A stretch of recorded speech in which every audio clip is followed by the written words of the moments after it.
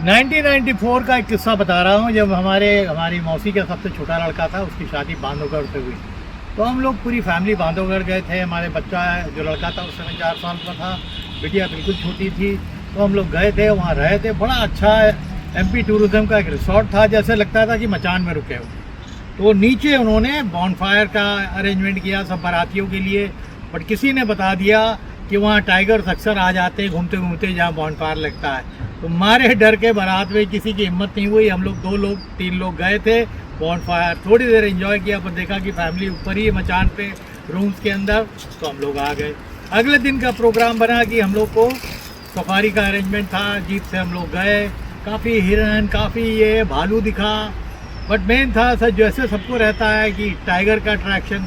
तो एक जगह था जहाँ उस समय हाथी में वहाँ सफारी होती थी, तो हाथी के लिए हम लोगों ने बुकिंग कर ली थी। जो होस्ट थे उन्होंने हमारा नाम दे दिया था। तो मैं और मेरा लड़का एक हाथी में, और फैमिली जो है जीप पे रह गई थी, और एक दूसरा हाथी में कुछ और गेस्ट आए थे, वो चले गए थे।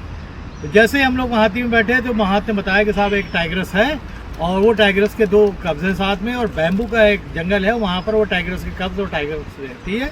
हम लोग चलते हैं वहाँ। हम लोग गए, तो जब हम पहुँचे तो उसने इशारा किया मेरे को। जैसे ही इशारा किया तो मैंने नीचे देखा, 2 बहुत खूबसूरत कब्ज हम लोग की तरफ देख रहे थे और दांत यूं कर रहे थे। छोटे से थे, बट शेर ही होता है वो उस दिन देखा। तो बट कब्ज हैं तो माँ पगल होगी, बट मैं समझ रहा था कि माँ जरूर शिकार ढूंढने गई होगी, तभी बच्चों को यहाँ अकेले छोड़ रखा है। उतने में क्या हुआ कि जो पीछे वाले हाथी वाले हैं, उसको जो लोग थे वो फोर्स करने लगे कि हाथी को पास ले चलो।